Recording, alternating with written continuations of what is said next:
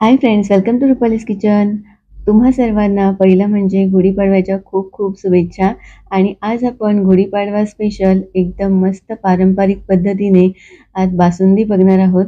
आणि ही बासुंदी मावा किंवा मिल्क पावडर न वापरता अशी मस्त लच्छेदार अशी घरी कशी बनवू शकतो हे आज आपण बघणार आहोत.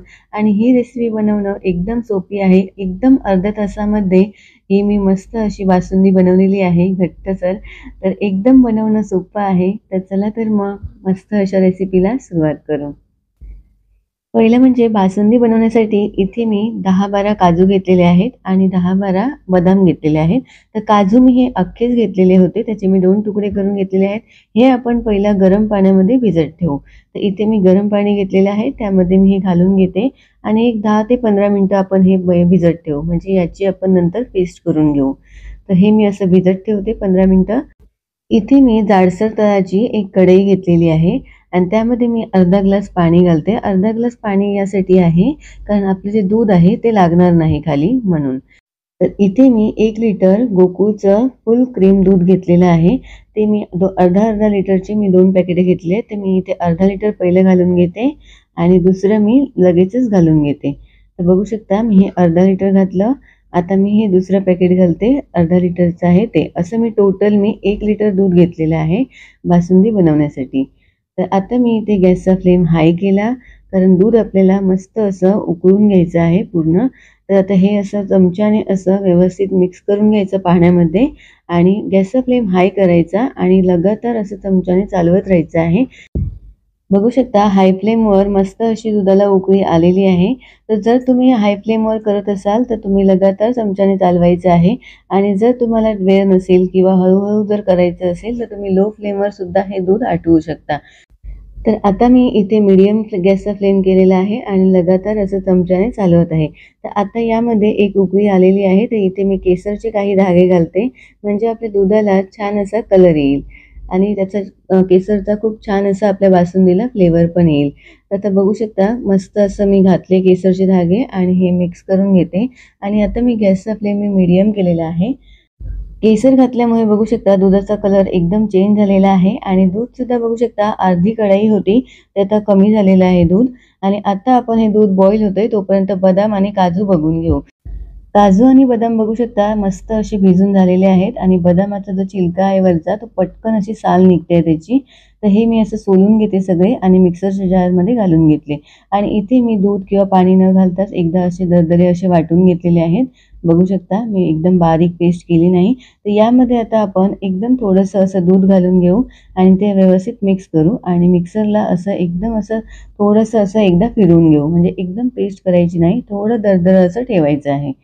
तर बघू शकता असं मी व्यवस्थित असं दुधामध्ये असं पिसून घेतलेलं आहे आणि एकदम पेस्ट केली नाही आहे, थोडं दरदरं ठेवलेलं आहे. आता कढईमधलं जे दूध आहे ते व्यवस्थित मी असं एकदा चमच्याने चालवून घेते आणि आता जे आपण पेस्ट बनवून घेतली ती यामध्ये घालून घेऊ.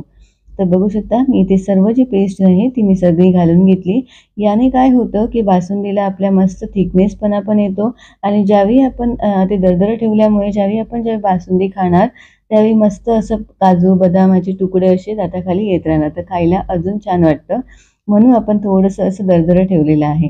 तर आता जे आपण काजू बदाम पेस्ट घातली ना त्याने एकदम लवकर अशी थिकनेस पकडायला सुरू होणार बासुंदीला. तर असं पेस्ट घातल्याने दूध आपलं पटकन घट्ट व्हायला सुरू होतं.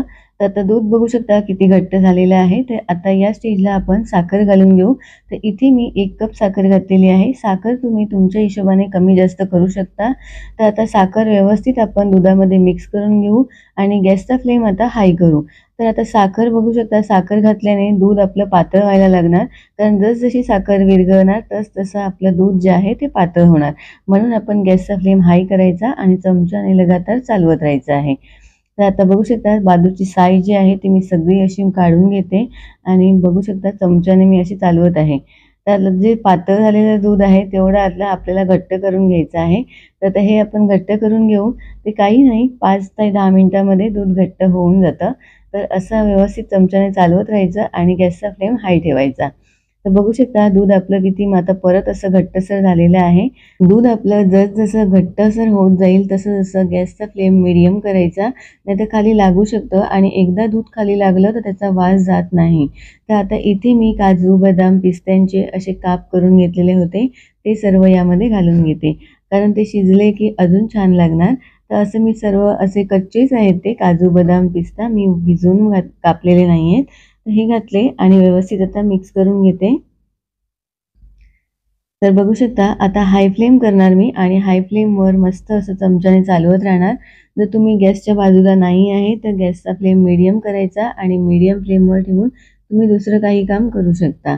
आता बघू शकता मी इथेच राहून एक चमच्याने लगातार चालवत आहे आणि गॅसचा फ्लेम मी हाय केला.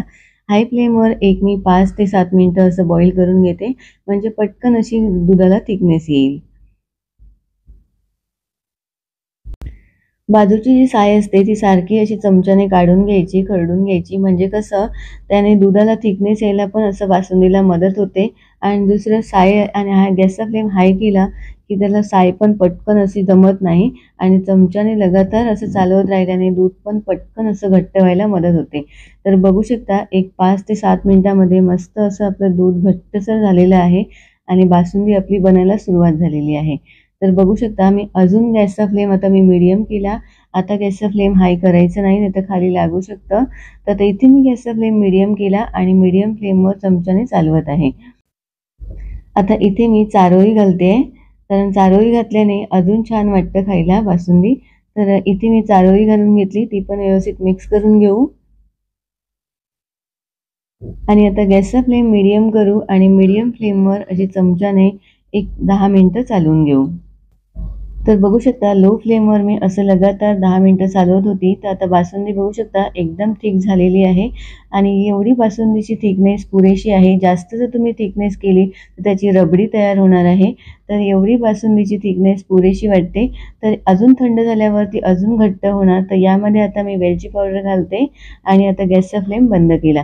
वेलची पावडर लास्टला घातली की त्याचा जो फ्लेवर असतो तो त्यामध्ये टिकून राहतो आणि बासुंदीला खूप छान अशी टेस्ट येते. तर आपली बासुंदी अशी मस्त अशी पारंपरिक पद्धतीने लच्छेदार अशी बनून तयार झालेली आहे. तर आता ही बासुंदी आपण सर्व्ह करू. तर इथे मी सर्व्ह करण्यासाठी मातीचं असं भांडं घेतलेलं आहे. त्यामध्ये मी सर्व्ह करते.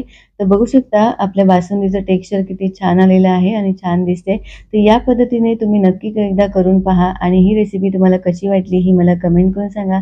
व्हिडिओ आवडला असेल तर प्लीज लाईक करा, शेअर करा, सबस्क्राईब करा. बेल आयकॉन दाबायला विसरू नका. परत भेटू नवीन रेसिपीसोबत. Thank you for watching.